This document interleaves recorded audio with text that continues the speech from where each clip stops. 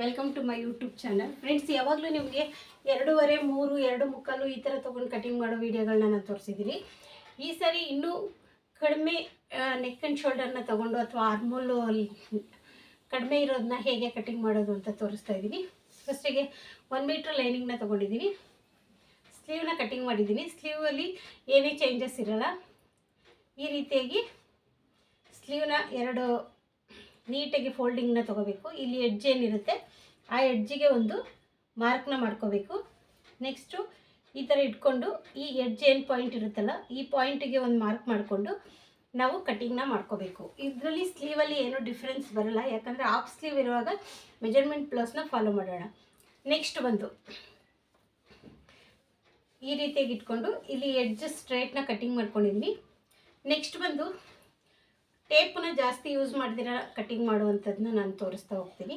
ನೋಡಿ, ಈ ಬ್ಲೌಸಲ್ಲಿ ಈ ಎರಡು ಸೈಡ್ ಇರುತ್ತಲ್ಲ ಬ್ಯಾಕ್ ಸೈಡು, ಅದನ್ನು ಈ ರೀತಿಯಾಗಿ ತೊಗೋಬೇಕು. ಈ ರೀತಿಯಾಗಿ ತೊಗೊಂಡು ಬ್ಯಾಕಲ್ಲಿ ಒಂದು ಇಷ್ಟು ಇಲ್ಲಿ ಏನು ಎಕ್ಸ್ಟ್ರಾ ರೆಡಿ ಇರುತ್ತೆ ಅಲ್ಲಿಗೆ ಒಂದು ಮಾರ್ಕ್ ಮಾಡ್ಕೋಬೇಕು. ಆ ಮಾರ್ಕ್ ಮಾಡ್ಕೊಂಡಾದಮೇಲೆ ನಮಗೆ ಡಾಟ್ಗೆ ಅಂತ ಹೇಳ್ಬಿಟ್ಟು 1 ಇಂಚ್ ಎಕ್ಸ್ಟ್ರಾನ ತೊಗೊಳ್ತಾ ಇದ್ದೀನಿ ನಾನು. ನೆಕ್ಸ್ಟ್ ಬಂದು ಇಲ್ಲಿ ನೋಡಿ, ಡಾಟ್ ಪಾಯಿಂಟನ್ನು ಕೂಡ ನೀವು ಈ ರೀತಿಯಾಗಿ ಮಾರ್ಕ್ ಮಾಡ್ಕೋಬೋದು. ಅಲ್ಲೇ ನಿಮಗೆ ಈ ರೀತಿಯಾಗಿ ಸೆಂಟ್ರ್ ಪಾಯಿಂಟು ನೆಕ್ ಡೀಪ್ಗೂ ಕೂಡ ಮಾರ್ಕ್ ಮಾಡಿಕೊಂಡು ಮೇಲೆ ಒಂದು ಲೈನ್ನ ಮಾರ್ಕ್ ಮಾಡ್ಕೊಳ್ತಾ ಇದ್ದೀನಿ.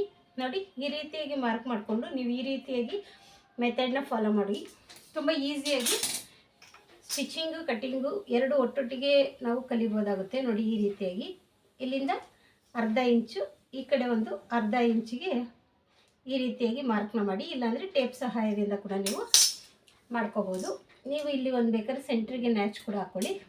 ಇದಾದಮೇಲೆ ನಾವು ಬ್ಲೌಸ್ನ ತೊಗೊಳ್ಳಿ. ಈ ಸೈಡ್ ಇರುತ್ತಲ್ಲ ಇದೆರಡು ಸ್ಲೀವ್ ಮತ್ತು ಆರ್ಮೋಲ್ ಕ್ಲೋಸ್ ಆಗಿರೋದು ಎರಡು ಸೈಡಲ್ಲಿ ನೋಡ್ಕೊಳ್ಳಿ. ಒಂದೊಂದು ಸರಿ ಅಪ್ ಆ್ಯಂಡ್ ಡೌನ್ ಇರುತ್ತೆ, ಆ ಸೈಡಲ್ಲಿ ನೀವು ತೊಗೋಬೇಡಿ. ಎರಡು ಈಕ್ವಲ್ ಆಗಿರೋ ಕಡೆ ಕಸ್ಟಮರ್ ಬ್ಲೌಸು ಕರೆಕ್ಟಾಗಿದೆ ಅಂತ ಹೇಳಿದ್ರೆ ಅದನ್ನೇ ನಾನು ಫಾಲೋ ಮಾಡ್ತೀನಿ, ಇಲ್ಲ ಅಂದರೆ ಸ್ವಲ್ಪ ಚೇಂಜಸ್ನ ಮಾಡ್ತೀನಿ ಕಟ್ಟಿಂಗಲ್ಲಿ. ನೋಡಿ, ಈ ರೀತಿಯಾಗಿ ಸ್ಟ್ರೇಟು ಇಲ್ಲಿ ಸ್ಲೀವ್ ಜಾಯಿಂಟು ಮತ್ತು ಸೈಡ್ ಜಾಯಿಂಟಲ್ಲಿ ಒಂದು ಮಾರ್ಕ್ನ ಮಾಡ್ಕೊಳ್ತೀನಿ. ಯಾವಾಗಲೂ ಇಲ್ಲಿ ಮಾರ್ಕ್ ಮಾಡಿದ್ಮೇಲೆ ಕೆಳಗಡೆ ಮಾರ್ಕ್ ಮಾಡಬಾರ್ದು, ಮೇಲ್ಗಡೆಗೆ ಒಂದು ಮಾರ್ಕ್ನ ಮಾಡ್ಕೋಬೇಕು. ಸ್ಟಿಚಿಂಗಿಂದ ಇಲ್ಲಿ ಸ್ಟಿಚಿಂಗ್ ಮಾಡಿದ್ರೆ ನಮಗೆ ಈ ಪಾಯಿಂಟು ಎಕ್ಸಾಕ್ಟ್ ಬರುತ್ತೆ.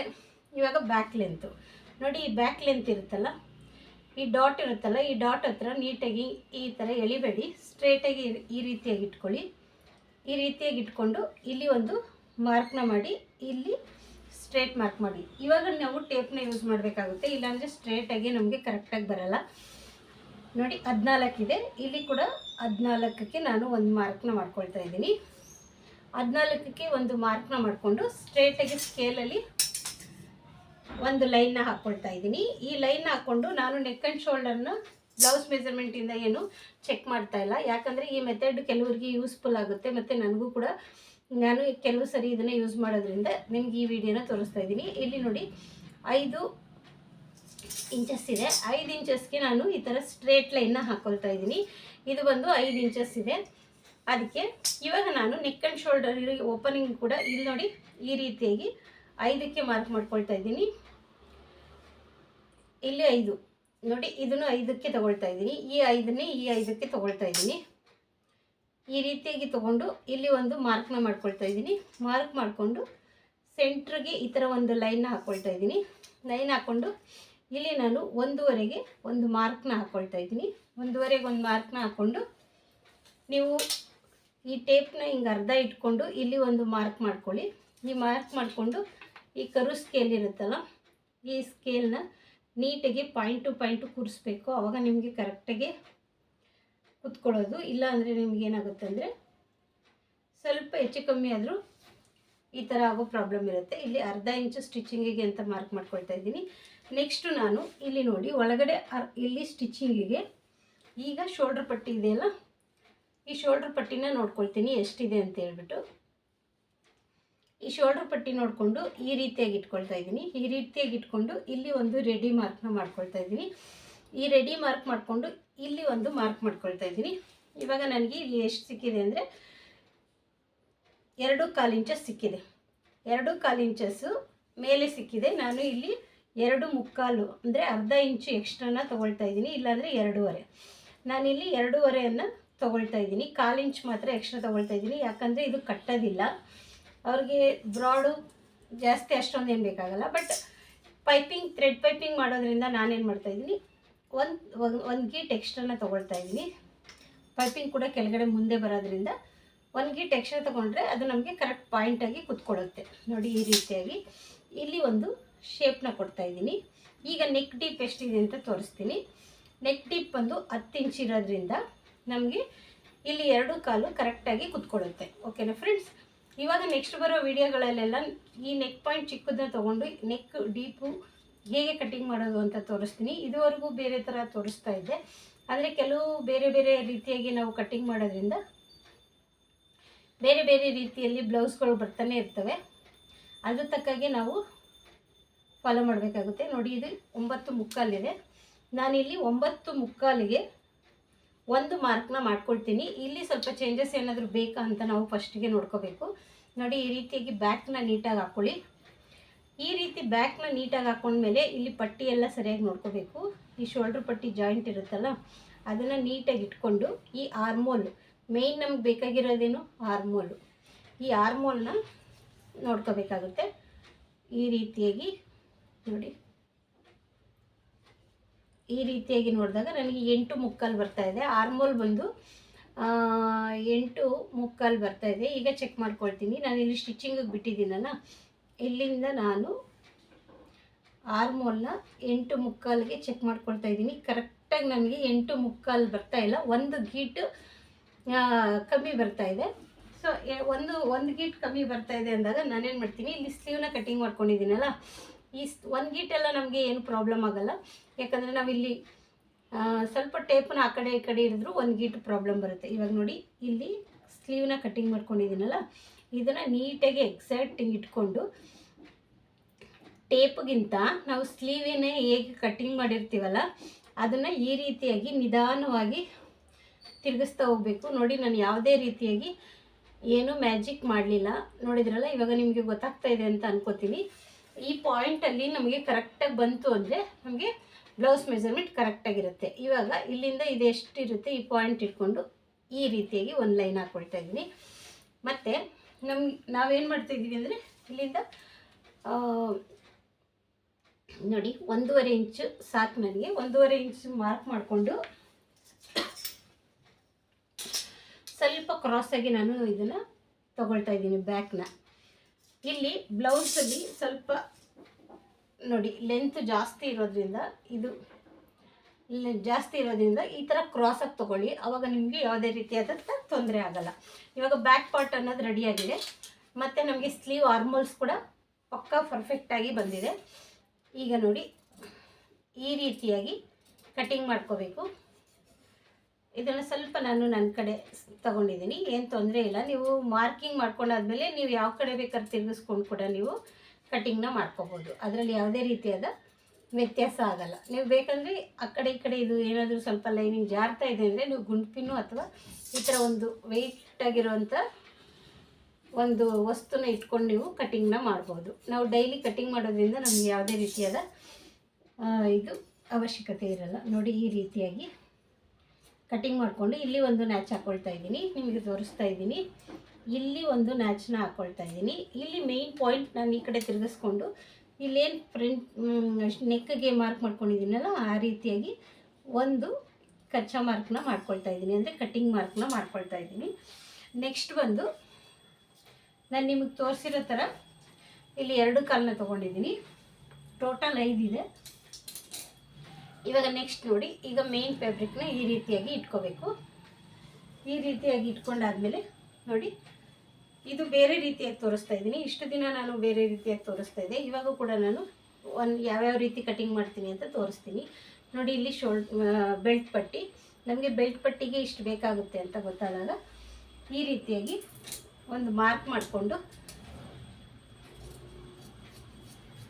ಫ್ಯಾಬ್ರಿಕ್ನ ಕಟ್ಟಿಂಗ್ ಮಾಡ್ಕೊಂಡು ಇಟ್ಕೊಬಿಡ್ಬೋದು. ಇಲ್ಲಿ ಕರಾ ಪೀಸ್ ಏನಿದೆಯಲ್ಲ, ಈ ಕರಾ ಪೀಸ್ನ ನಾನು ಈ ಥರ ಕಟ್ಟಿಂಗ್ ಮಾಡ್ಕೊಳ್ತಾ ಇದ್ದೀನಿ. ಲಾಸ್ಟಿಗೆ ತೋರಿಸ್ತೀನಿ ಬೆಲ್ಟ್ನ ಹೇಗೆ ಕಟ್ಟಿಂಗ್ ಮಾಡೋದು ಅಂತ. ಮತ್ತು ನೋಡಿ ಇಲ್ಲಿ ಕರ ಪೀಸು ಒಂದೊಂದು ಸರಿ ನೀಟಾಗಿ ಬರಲ್ಲ, ಫಿನಿಶಿಂಗ್ ಇರಲ್ಲ. ಆ ಟೈಮಲ್ಲಿ ಸ್ಟ್ರೇಟಾಗಿ ಒಂದು ಲೈನ್ನ ಹಾಕ್ಕೊಳ್ತೀನಿ. ಸ್ಟ್ರೇಟಾಗಿ ಒಂದು ಲೈನ್ ಹಾಕ್ಕೊಂಡು ಈ ರೀತಿಯಾಗಿ ಕಟ್ಟಿಂಗ್ನ ತೆಕ್ಕೊಂಬಿಡ್ಬೇಕು. ಇದು ವೇಸ್ಟ್ ಅಲ್ವಾ, ಇದೆಲ್ಲ ತೆಕ್ಕೊಂಬಿಟ್ರೆ ನಮಗೆ ಈಸಿಯಾಗಿ ಫ್ರಂಟ್ ಕಟ್ಟಿಂಗ್ ಮಾಡ್ಕೊಳ್ಳೋಕೆ ಈಸಿ ಆಗುತ್ತೆ. ಈಗ ನಾವೇನು ಬ್ಯಾಕ್ ಪಾರ್ಟ್ನ ಕಟ್ ಮಾಡ್ಕೊಂಡಿರ್ತೀವಲ್ಲ ಅದನ್ನೇ ಇಟ್ಕೋಬೇಕು. ಇಲ್ಲಿ 1/4 ಇಂಚಿನ ಉಕ್ಸ್ಪಟ್ಟಿಗೆ ನಾವು ಕಾಜಾಪಟ್ಟಿ ಮತ್ತು ಉಕ್ಸ್ಪಟ್ಟಿ ಮಾಡೋದ್ರಿಂದ ಇಲ್ಲಿ 1/4 ಇಂಚನ್ನ ಬಿಟ್ಕೋಬೇಕು. ಸ್ವಲ್ಪ ದಪ್ಪ ಇದ್ದಾರೆ ಅಂದರೆ ಪಕ್ಕ 1/4 ಇಂಚ್ ಬೇಕಾಗುತ್ತೆ. ಸ್ವಲ್ಪ ಏನಾದರೂ ಸಣ್ಣ ಇದ್ದಾರೆ ಅಂದರೆ ನೀವು ಬೇಕಾದ್ರೆ ಒಂದು ಸ್ವಲ್ಪ ಕಡಿಮೆ ಮಾಡಿಕೊಂಡ್ರೂ ತೊಂದರೆ ಇಲ್ಲ, ಬಟ್ ಆದಷ್ಟು 1/4 ಇಂಚನ್ನ ಬಿಟ್ಕೊಳ್ಳಿ. ಇವಾಗ ಇಲ್ಲಿ ಒಂದು ನ್ಯಾಚ್ ಇರುತ್ತಲ್ಲ, ಇಲ್ಲೊಂದು ಮಾರ್ಕ್ನ ಮಾಡ್ಕೊಳ್ತಾ ಇದ್ದೀನಿ, ಇಲ್ಲೂ ಕೂಡ ಒಂದು ಮಾರ್ಕ್ ಮಾಡ್ಕೊಳ್ತಾ ಇದ್ದೀನಿ. ಓಕೆ, ಈಗ ನೆಕ್ಸ್ಟ್ ನಾವು ಮಾಡಬೇಕಾಗಿರೋದು ಏನಂತ ಹೇಳಿದ್ರೆ ಇದನ್ನು ಸ್ಟಿಪ್ಪಾಗಿರೋ ಥರ ನೋಡ್ಕೋಬೇಕು. ಈ ರೀತಿಯಾಗಿ ಇಲ್ಲಿ ನಾವು ಕರೆಕ್ಟಾಗಿ ಎಡ್ಜ್ ಪಾಯಿಂಟ್ ಅನ್ನೋದನ್ನ ಇಟ್ಕೊಂಡಿರಬೇಕು. ಮೇಯ್ನಾಗಿ ಇಲ್ಲಿ ನೋಡಿ, ನಾವು ಸ್ಲೀವು ಮತ್ತು ಆರ್ಮೋಲ್ ಮಾರ್ಕಿಂಗ್ ಮಾಡಿರ್ತೀವಲ್ಲ, ಆ ಮಾರ್ಕಿಂಗ ಬ್ಯಾಕ್ ಏನಿರುತ್ತೆ ಆ ಬ್ಯಾಕ್ ಪಾರ್ಟ್ನ ಇಟ್ಕೊಂಡು ಈ ರೀತಿಯಾಗಿ ಕಟ್ಟಿಂಗ್ನ ಮಾಡ್ಕೋಬೇಕು. ಕಟ್ಟಿಂಗಲ್ಲಿ ನಮಗೆ ಯಾವುದೇ ರೀತಿಯಾದಂಥ ತೊಂದರೆ ಆಗಲ್ಲ. ಈ ರೀತಿಯಾಗಿ ಮಾರ್ಕ್ನ ಮಾಡ್ಕೊಳ್ಳಿ. ನಿಮಗೆ ಇನ್ನೊಂದು ಮೆಥಡ್ ಏನಂದರೆ ನೋಡಿ, ಇಲ್ಲಿ ನಮಗೆ ಕರೆಕ್ಟಾಗಿ ಪಾಯಿಂಟ್ ಬೇಕಂತ ಹೇಳಿದ್ರೆ ಇಲ್ಲೊಂದು ನೀಡಲ್ ಮಾರ್ಕ್ನ ಮಾಡ್ಕೊಳ್ಳಿ. ನೀಡಲ್ ಮಾರ್ಕ್ ಮಾಡ್ಕೊಂಡ್ರಾದ್ಮೇಲೆ ನಿಮಗೆ ಯಾವುದೇ ರೀತಿಯಾದಂಥ ತೊಂದರೆ ಆಗಲ್ಲ. ಇಲ್ಲಿ ನೋಡಿ, ಈ ಪಾಯಿಂಟ್ ಇರುತ್ತೆ ನಮಗೆ, ಈ ಪಾಯಿಂಟಿಗೆ ಸ್ಟ್ರೇಟಾಗಿ ನಾವು ಒಂದು ಲೈನ್ನ ಹಾಕ್ಕೋಬೇಕು. ಇದು ಕೂಡ ಈಸಿ ಮೆಥಡು. ನೋಡಿ, ಈ ರೀತಿಯಾಗಿ ಈ ಪಾಯಿಂಟ್ ಇರುತ್ತಲ್ಲ, ಈ ಪಾಯಿಂಟಿಗೆ ನಾವು ಈ ರೀತಿಯಾಗಿ ಮಾರ್ಕ್ನ ಮಾಡ್ಕೋಬೇಕು. ಆಯಿತಾ? ಇಲ್ಲಿ ಬಂದು ಒಂದು ನ್ಯಾಚ್ನ ಫಸ್ಟೇ ಹಾಕ್ಕೊಂಬಿಡಿ. ಈಗ 1/2 ಇಂಚಿಗೆ ನಾವು ಇನ್ನೊಂದು ಫ್ರಂಟ್ ಶೇಪ್ ಮಾರ್ಕನ್ನು ಮಾಡ್ಕೋಬೇಕಾಗುತ್ತೆ. ನೋಡಿ, ಈ ರೀತಿಯಾಗಿ ತೊಗೊಳ್ಳಿ. ನೀವು ಟೇಪ್ ಸಹಾಯದಿಂದನಾದರೂ ಮಾಡ್ಕೋಬೋದು, ಇಲ್ಲಾಂದರೆ ಮೆಜರ್ಮೆಂಟಿಂದನಾದರೂ ಮಾಡ್ಕೋಬೋದು. ನಮಗೆ ರೂಢಿಯಾಗಿರೋದ್ರಿಂದ ನಾನು ಹಾಗೆ ಮಾರ್ಕ್ನ ಮಾಡ್ಕೊಳ್ತೀನಿ. ಟೇಪಲ್ಲಿ ತೋರಿಸ್ತೀನಿ ನೋಡಿ, ಪಕ್ಕ 1/2 ಇಂಚು ಶೇಪ್ ಮಾರ್ಕ್ ಅಂತ ಬರುತ್ತೆ. ಇವಾಗ ನೋಡಿ, ಇಲ್ಲಿ 2 ಕಾಲು ಇದೆಯಲ್ಲ, ಈ 2 ಕಾಲಿಗೆ ಇಲ್ಲಿಂದ ಒಂದು ಸ್ಟ್ರೇಟ್ ಲೈನ್ನ ಹಾಕ್ಕೋಬೇಕು. Main important front. Back cutting ಮಾಡ್ಕೊಂಡಿರ್ತೀವಿ, ಆದರೂ ನಮಗೆ ಫ್ರಂಟು ಕರೆಕ್ಟಾಗಿ ಬರಲಿಲ್ಲ ಅಂದರೆ ಬ್ಲೌಸ್ ಕೂಡ ಪರ್ಫೆಕ್ಟಾಗಿ ಬರಲ್ಲ.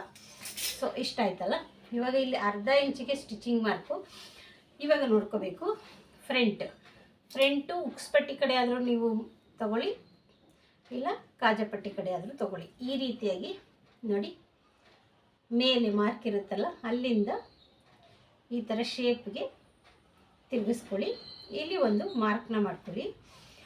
ಈ ಬ್ಲೌಸಲ್ಲಿ ನನಗೆ ಸ್ವಲ್ಪ ನೆಕ್ಕು ಫ್ರಂಟು ಮೇಲೆ ಇದೆ, ಸ್ವಲ್ಪ ಡೀಪ್ ಬೇಕಂತ ಹೇಳಿದ್ದಾರೆ. ಇದು 6 ಇಂಚಿದೆ. ನಾನಿಲ್ಲಿ 6.5 ಇಂಚಿಗೆ ಒಂದು ಮಾರ್ಕ್ನ ಮಾಡ್ಕೊಳ್ತಾ ಇದ್ದೀನಿ. 6.5 ಇಂಚಿಗೆ ಒಂದು ಮಾರ್ಕ್ ಮಾಡಿಕೊಂಡು ಸ್ಟ್ರೇಟ್ ಲೈನ್ನ ಹಾಕ್ಕೊಂಡು ಇಲ್ಲಿ ಕೂಡ ಒಂದು ಶೇಪ್ ಮಾರ್ಕ್ನ ಮಾಡ್ಕೊಳ್ತಾ ಇದ್ದೀನಿ. ಶೇಪ್ ಮಾರ್ಕ್ ಮಾಡಿಕೊಂಡು ಈ ರೀತಿಯಾಗಿ ಫ್ರಂಟ್ ಕಟ್ಟಿಂಗ್ನ ಮಾಡ್ಕೊಳ್ತಾ ಇದ್ದೀನಿ. ಇದಾದಮೇಲೆ ನಾನು ಯಾವುದೇ ರೀತಿಯಾದಂಥ ಎಕ್ಸ್ಟ್ರಾ ಏನು ಈ ಬ್ಲೌಸಿಗೆ ಅವರು ಕೇಳಲಿಲ್ಲ. ಅಂದರೆ ಡಾಟ್ ಪಾರ್ಟು ಅದನ್ನೇನಾದರೂ ಚೇಂಜ್ ಮಾಡಿ, ಲೂಸ್ ಕೊಡಿ, ಟೈಟ್ ಕೊಡಿ ಅಂತ ಹೇಳಿದಾಗ ನಾವು ಚೇಂಜ್ ಮಾಡ್ತೀವಿ. ಇಲ್ಲ ಅಂದರೆ ಯಾವುದೇ ಕಾರಣಕ್ಕೂ ಚೇಂಜ್ ಮಾಡದಿರೋ ಕಾರಣ ಈ ರೀತಿಯಾಗಿ ಇಟ್ಕೊಳ್ಳಿ. ಈಗ ಮೇಯ್ನು ನಮಗೇನು ಟೇಪೇ ಬೇಕಾಗಿರಲ್ಲ. ಈ ರೀತಿಯಾಗಿ ಬ್ಯಾಕ್ ಸೈಡನ್ನ ತೊಗೊಳ್ಳಿ. ಸ್ಟಿಚಿಂಗ್ ಸೈಡ್ ಇರುತ್ತಲ್ಲ, ಆ ರೀತಿಲಿ ಇದನ್ನು ಮೇಲೆ ಹಿಂಗೆ ಕೈಯಲ್ಲಿ ಇಟ್ಕೊಳ್ಳಿ. ಇಲ್ಲೂ ಕೂಡ ಡಾಟ್ ಸೆಂಟ್ರ್ ಪಾಯಿಂಟ್ ಇರುತ್ತಲ್ಲ, ಈ ಸೆಂಟ್ರ್ ಪಾಯಿಂಟಿಗೆ ಕೈನ ಈ ಥರ ಇಟ್ಕೊಂಡು ಮೇಲಿಂದ ನೋಡಿ ಈ ಥರ ಸ್ಟ್ರೇಟಾಗಿ ಇಲ್ಲಿ ಒಂದು ಮಾರ್ಕ್ ಮಾಡಿ, ಆಮೇಲೆ ಇದನ್ನು ಈ ರೀತಿಯಾಗಿ ಹಾಗೆ ತೆಗೆದುಕೊಂಡು ಈ ರೀತಿಯಾಗಿ ಒಂದು ಮಾರ್ಕ್ನ ಮಾಡ್ಕೊಳ್ಳಿ. ಇದು ರೆಡಿ, ಇದು ಸ್ಟಿಚಿಂಗ್ ಅಂತ. ಇವಾಗ ಮೇಲಿಂದ ಎಷ್ಟಿದೆ ಅಂತ ನೀವು ಬೇಕಾದರೂ ಚೆಕ್ ಮಾಡ್ಕೋಬೋದು. ನೋಡಿ, ಈ ರೀತಿಯಾಗಿ 10 ಮತ್ತು 3 ಕಾಲಿದೆ. ಇಲ್ಲಿಂದ 3 ಮುಕ್ಕಾಲಿಗೆ ನೀವು ಮಾರ್ಕ್ ಮಾಡ್ಕೊಳ್ಳಿ. 3 ಮುಕ್ಕಾಲಿಗೆ ಈ ರೀತಿಯಾಗಿ ಮಾರ್ಕ್ ಮಾಡ್ಕೊಳ್ಳಿ. ಫ್ರಂಟ್ ಪಟ್ಟಿ ನೋಡಿ, ಇದು ಸ್ವಲ್ಪ ದೊಡ್ಡದಿದೆ ಫ್ರಂಟ್ ಪಟ್ಟಿ, ಹಂಗಾಗಿ ನಾವಿಲ್ಲಿ 1/2 ಇಂಚು ಡೌನ್ ಮಾಡ್ಕೊಂಡಿರೋದ್ರಿಂದ ಇದನ್ನು ನೋಡ್ಕೋಬೇಕು. ಇವ್ರದ್ದು 4.25 ಇದೆ, ನಾನು 1/2 ಇಂಚು ಮೈನಸ್ ಮಾಡಿ 4 ಇಟ್ಕೊಳ್ತಾ ಇದ್ದೀನಿ. ಯಾಕಂತ ಹೇಳಿದ್ರೆ ಇಲ್ಲಿ 1/2 ಇಂಚ್ ಡೌನ್ ಮಾಡಿರೋದ್ರಿಂದ ಇಲ್ಲಿ 1/2 ಇಂಚ್ ಕಮ್ಮಿ ಮಾಡ್ಕೋಬೇಕು ಪಟ್ಟಿಗೆ. ಓಕೆನಾ? ಇಲ್ಲಿಂದ ನೋಡಿ ಇಲ್ಲಿಂದ ನಮಗೆ 3 ಇಂಚಿದೆ ನೋಡಿ. ಈ ರೀತಿಯಾಗಿ 3 ಇಂಚಿಗೆ ಒಂದು ಮಾರ್ಕ್ನ ಮಾಡ್ಕೊಳ್ತಾ ಇದ್ದೀನಿ. ನಾವಿಲ್ಲಿ ಸೆಂಟ್ರ್ ಲೈನ್ ಮಾಡ್ಕೊಂಡಿದ್ದೀವಲ್ಲ, 1/4 ಇಂಚ್ ಬಂದಿದೆ, ಇಲ್ಲೂ ಕೂಡ 1/4 ಇಂಚ್ ಬಂದಿದೆ. ನಾವಿಲ್ಲಿ ಪಟ್ಟಿನ ನೋಡಿಕೊಂಡಾಗ ಇದು ಕೂಡ ನಮಗೆ ಕರೆಕ್ಟಾಗಿ 1/4 ಇಂಚನೇ ಅವ್ರು ಹಿಡ್ದಿದ್ದಾರೆ. ನೋಡಿದ್ರಾ? ಈ ರೀತಿ ಮೆಥಡ್ನ ಫಾಲೋ ಮಾಡೋದ್ರಿಂದ ನಮಗೆ ಕೆಲವೊಂದು ಸರಿ ಬ್ಲೌಸ್ ಅನ್ನೋದು ಪರ್ಫೆಕ್ಟಾಗಿ ಬಂದು ಸ್ಟಿಚಿಂಗಲ್ಲಿ ಕುತ್ಕೊಳ್ಳುತ್ತೆ, ಇಲ್ಲ ಅಂದರೆ ರಾಂಗ್ ಬರುತ್ತೆ. ಈಗ ಇಲ್ಲಿ ಸ್ಲೀವ್ ಜಾಯಿಂಟ್ ಇರುತ್ತಲ್ಲ, ಈ ಸ್ಲೀವ್ ಜಾಯಿಂಟು ಮತ್ತು ಇಲ್ಲಿ ಬೆಲ್ಟು ನೋಡ್ಕೋಬೇಕು ಅವ್ರು ಎಷ್ಟೆಷ್ಟು ತೊಗೊಂಡಿರ್ತಾರೆ ಅಂತ. ಕೆಲವೊಂದು ಸರಿ ಚೇಂಜ್ ಮಾಡ್ಕೋಬೇಕು. ಇಲ್ಲಿಂದ 6 ಇಂಚಿದೆ, ಸ್ಟಿಚಿಂಗ್ ಎಲ್ಲ ಸೇರಿ 7 ಇಂಚಿಗೆ ತಗೊಂಡು ಈ ರೀತಿಯಾಗಿ ಒಂದು ಮಾರ್ಕ್ನ ಮಾಡ್ಕೋಬೇಕು. ನೀವು ನೋಡ್ಕೋಬೋದು, ಯಾಕಂದರೆ ಕೆಲವ್ರಿಗೆ ಎಕ್ಸ್ಪೀರಿಯೆನ್ಸ್ ಇರೋದ್ರಿಂದ ಅವ್ರು ಏನು ಮಾಡ್ತಾರೆ ಗೊತ್ತಾ, ಮಾರ್ಕ್ ಎಲ್ಲ ಜಾಸ್ತಿ ಮಾಡೋದೇ ಇಲ್ಲ, ಹಾಗೆ ನೋಡಿ ಕಟಿಂಗ್ ಮಾಡ್ತಾರೆ. ಕೆಲವು ಈಗ ನಾವು ನಿಧಾನವಾಗಿ ಕಲಿಬೇಕು ಅಂತ ಹೇಳಿದಾಗ ಇದನ್ನು ಫಾಲೋ ಮಾಡಬೇಕು. ಈ ರೀತಿ ಮ್ಯಾಚ್ನ ಮಾಡಿಕೊಂಡು ಇಲ್ಲಿ ಒಂದು ಮಾರ್ಕ್ನ ಮಾಡ್ಕೊಂಡಿದ್ದೀನಿ. ಈಗ ನಾನು ಈ ಬ್ಲೌಸ್ನ ನನ್ನ ಕಡೆ ತಿರುಗಿಸ್ಕೊಳ್ತಾ ಇದ್ದೀನಿ. ಯಾಕಂತ ಹೇಳಿದ್ರೆ ಇಲ್ಲಿ ನಾವು ಮಾರ್ಕ್ನ ಮಾಡ್ಕೋಬೇಕು ನೋಡಿ. ಈ ಜಾಯಿಂಟ್ಗೆ ಈ ರೀತಿಯಾಗಿ ಮಾರ್ಕ್ನ ಮಾಡ್ಕೋಬೇಕು. ನಿಮಗೆ ಈಸಿ ಮೆಥಡಲ್ಲಿ ಗೊತ್ತಾಗಲಿ ಅಂತ ಹೇಳ್ತಾ ಇದ್ದೀನಿ. ಇವಾಗ ನೋಡಿ, ಇಲ್ಲಿ ಈ ರೀತಿ ಮಾರ್ಕ್ ಇರುತ್ತೆ, ಸೆಂಟ್ರ್ ಮಾರ್ಕು. ಅಲ್ಲಿ ನಾವು ಡಾಟ್ ಮಾರ್ಕ್ನ ಹಿಡಿಬಾರ್ದು, ಸ್ವಲ್ಪ ಸೈಡ್ಗೆ ಹೋಗಬೇಕು ನೋಡಿ. ಈ ಸೈಡ್ಗೆ ಹೋಗ್ಬಿಟ್ಟು ಈ ರೀತಿಯಾಗಿ 3.5 ಇಂಚು ಅಥವಾ 3/4, 4 ಇಲ್ಲಿವರೆಗೂ ನಾವು ಮಾರ್ಕಿಂಗ್ನ ಮಾಡ್ಕೋಬೋದು. 3.5ಇಂದ 3/4, 4ವರೆಗೂ ಮಾರ್ಕ್ ಮಾಡ್ಕೋಬೋದು. ನೀವೇನಾದರೂ ಮೆಜರ್ಮೆಂಟ್ ತೊಗೊಂಡು ಕಟಿಂಗ್ ಮಾಡಿದರೆ ಆ ಮೆಥಡ್ನ ಫಾಲೋ ಮಾಡ್ಬೋದು, ಇಲ್ಲ ಅಂದರೆ ನೋಡ್ಕೋಬೋದು. ಇಲ್ಲಿ ನೋಡಿ, ಕರೆಕ್ಟಾಗಿ ನಮಗೆ ನೋಡಿದ ತಕ್ಷಣ ಗೊತ್ತಾಗುತ್ತೆ ಈ ಬ್ಲೌಸ್ಗೆ ಇಷ್ಟೇ ಪಾಯಿಂಟ್ ಇರುತ್ತೆ ಅಂತ. ಇಲ್ಲಿಂದ ನಾವು ನೋಡಿ, ಇಲ್ಲಿಂದ ನೀವು ಬೇಕಂದರೆ ಈ ಥರ ಟೇಪ್ ತೊಗೊಳ್ಳಿ, ಇದರಲ್ಲಿ ಅರ್ಧ ಮಾಡ್ಕೊಳ್ಳಿ. ಈ ಅರ್ಧ ಮಾಡಿಕೊಂಡು ಈ ರೀತಿಯಾಗಿ ಒಂದು ಸ್ವಲ್ಪ ಕೆಳಗಡೆ ಬನ್ನಿ, ಅರ್ಧದಲ್ಲಿ ಒಂದು ಸ್ವಲ್ಪ ಕೆಳಗಡೆ ಬಂದು ಈ ರೀತಿಯಾಗಿ ಮಾರ್ಕ್ ಮಾಡ್ಕೊಳ್ಳಿ. ಈಸಿಯಾಗಿ ನಿಮಗೆ ಈ ಸೆಂಟ್ರ್ ಡಾಟ್ದು ಮಾರ್ಕ್ ಕೂಡ ಗೊತ್ತಾಗ್ಬಿಡುತ್ತೆ ನೋಡಿ. ಇಷ್ಟು ನೀಟಾಗಿರುತ್ತೆ. ಇಲ್ಲಿ ಚೆಕ್ ಮಾಡ್ಕೊಳ್ಳಿ, ಈ ಪಾಯಿಂಟಿಂದ ಈ ಪಾಯಿಂಟಿಗೆ 2 ಇಂಚಿದೆ, ಈ ಪಾಯಿಂಟಿಂದ ಈ ಪಾಯಿಂಟಿಗೆ 2 ಇಂಚು 1 ಗೀಟ್ ಎಕ್ಸ್ಟ್ರಾ ಇದೆ, ಅಷ್ಟೇ ಡಿಫ್ರೆನ್ಸು. ಇದು ಯಾವುದೇ ರೀತಿಯಾದಂಥ ಪ್ರಾಬ್ಲಮ್ ಆಗೋಲ್ಲ. ಎಷ್ಟು ನೀಟಾಗಿ ಫಿನಿಶಿಂಗ್ ಅನ್ನೋದು ಬಂದಿದೆ. ಇವಾಗ ಬೆಲ್ಟ್ನ ನಾವು ಕಟ್ಟಿಂಗ್ ಮಾಡ್ಕೋಬೇಕು. ಬೆಲ್ಟ್ ನೋಡಿ, ಈಗ ಪೀಸ್ನ ತೆಗೆದಿಟ್ಕೊಂಡಿದ್ದೀವಲ್ಲ, ಈ ರೀತಿಯಾಗಿ ಇಟ್ಕೊಳ್ಳಿ. ಇಲ್ಲಿ ಸ್ಟಿಚಿಂಗಿಗೆ 1/2 ಇಂಚನ್ನ ಮಾರ್ಕ್ ಮಾಡ್ಕೊಬಿಡಿ ಫಸ್ಟಿಗೆ, ನಿಮಗೆ ಯಾವುದೇ ರೀತಿಯಾದಂಥ ಕನ್ಫ್ಯೂಸ್ ಆಗೋಲ್ಲ. ಅದಾದಮೇಲೆ ಇಲ್ಲಿ ನೋಡ್ಕೋಬೇಕು, ಈ ಉಕ್ಸ್ಪಟ್ಟಿ ಸೈಡಲ್ಲಿ ಅಥವಾ ಕಾಜಾಪಟ್ಟಿ ಸೈಡಲ್ಲಿ ಎಷ್ಟು ಇಂಚಿದೆ ಅಂತ ನೋಡ್ಕೋಬೇಕು. 3 ಇಂಚಿದೆ, 3 ಇಂಚಿಗೆ ಒಂದು ಮಾರ್ಕ್ ಮಾಡ್ಕೋಬೇಕು. ಮತ್ತು ಇಲ್ಲಿ 1/2 ಇಂಚು ಸ್ಟಿಚಿಂಗಿಗೆ ಅಂತ. ಇವಾಗ ಇಲ್ಲಿ ನೋಡ್ಕೊಳ್ಳಿ, ಈ ಬ್ಲೌಸ್ ಮೆಜರ್ಮೆಂಟ್ ಅವ್ರದ್ದು ಇಲ್ಲಿ 2/4 ಇದೆ. 1/4 ಇಂಚ್ ಅಷ್ಟೇ ಡಿಫ್ರೆನ್ಸ್ ಇರುವಾಗ ಇದು ಸೇಮೇ ಕಾಣಿಸ್ತಾ ಇರುತ್ತೆ. ಅದಕ್ಕೆ ನಾವೇನು ಮಾಡಬೇಕು, ಸ್ವಲ್ಪ ಶೇಪ್ನ ಕೊಡಬೇಕು ನೋಡಿ. ಈ ರೀತಿಯಾಗಿ ಒಂದು ಶೇಪ್ನ ಕೊಡಿ. ನೀವು ಬೇಕಂದರೆ ಇಲ್ಲಿಂದ ನೀವು ಇಲ್ಲಿಂದ ಈ ಪ್ಲೇಸಲ್ಲಿ ನೋಡಿ, ಈ ಡಾಟ್ ಮಾರ್ಕ್ ಇರುತ್ತಲ್ಲ 3, ಆ 3 ಅಥವಾ 3.5, ಆ 3.5ಅಲ್ಲಿ ಈ ರೀತಿಯಾಗಿ ಒಂದು ಲೈನ್ ಹಾಕ್ಕೊಳ್ಳಿ. ಲೈನ್ ಹಾಕ್ಕೊಂಡು ಈ ಪಾಯಿಂಟ್ನ ಹಿಂಗೆ ಎಳ್ಸ್ಕೊಂಡು ನೀವು ಕಟಿಂಗ್ನ ಮಾಡ್ಕೋಬೋದು. ಈ ರೀತಿಯಾಗಿ ಈಸಿ ಮೆಥಡ್ನ ಫಾಲೋ ಮಾಡ್ಬೋದು ನೀವು ನೋಡಿ. ಈಗ ಬೆಲ್ಟ್ ಪಟ್ಟಿನೂ ಕೂಡ ಈಸಿಯಾಗಿ ಕಟಿಂಗ್ ಮಾಡ್ಕೋಬೋದು. ಇದಾದಮೇಲೆ ಇಲ್ಲಿಂದ ಸ್ವಲ್ಪ ಕ್ರಾಸಾಗಿ ನಾನು ಎಲ್ಲ ಬ್ಲೌಸ್ ಪಟ್ಟಿಗೂ ಕಟಿಂಗ್ನ ಮಾಡ್ಕೊಳ್ತೀನಿ. ಈ ಕಡೆ ಕೂಡ ನಾನು ಸ್ವಲ್ಪ ಕ್ರಾಸಾಗಿ ಕಟಿಂಗ್ ಮಾಡ್ಕೊಳ್ತೀನಿ, ಯಾಕಂದರೆ ಬೆಲ್ಟ್ ಅಟ್ಯಾಚ್ ಮಾಡುವಾಗ ನಮಗೆ ನೀಟಾಗಿ ಫಿನಿಶಿಂಗ್ ಅನ್ನೋದು ಬರುತ್ತೆ ಅಂತ. ಈ ಮೆಥಡ್ನ ಫಾಲೋ ಮಾಡಿ, ತುಂಬ ಈಸಿಯಾಗಿರುತ್ತೆ. ಮತ್ತು ಒಂದು ಟೆಕ್ನಿಕ್ ಅಂತೂ ನಾನು ನಿಮ್ಗೆ ಹೇಳ್ಕೊಟ್ಟಿದ್ದೀನಲ್ಲ, ಈ ಸೈಡು, ಆದರೆ ಎಲ್ಲ ಬ್ಲೌಸ್ಗೂ ಇದು ಕರೆಕ್ಟಾಗಿ ಕುತ್ಕೊಳ್ಳಲ್ಲ. ಕೆಲವು ಬ್ಲೌಸ್ಗಳಿಗೆ ನಾವೇ ಇದನ್ನು ನೆನಪಲ್ಲಿ ಇಟ್ಕೊಂಡು ಕಟಿಂಗ್ ಮಾಡೋದ್ರಿಂದ ಈಸಿಯಾಗಿ ಬ್ಲೌಸ್ ಕಟ್ಟಿಂಗ್ ಅನ್ನೋದನ್ನ ಕಲಿಬೋದು. ಫ್ರೆಂಡ್ಸ್, ಈ ವಿಡಿಯೋ ನಿಮಗೆ ಇಷ್ಟ ಆದರೆ ಲೈಕ್ ಮಾಡಿ, ಶೇರ್ ಮಾಡಿ, ಮತ್ತು ಸಬ್ಸ್ಕ್ರೈಬ್ ಮಾಡಿಕೊಂಡು ಪೂರ್ತಿ ವಿಡಿಯೋ ನೋಡಿ. ಆವಾಗ ಕೆಲವು ಪಾಯಿಂಟ್ಸ್ಗಳು ನಿಮಗೆ ಈಸಿಯಾಗಿ ಅರ್ಥ ಆಗುತ್ತೆ. Thank you friends.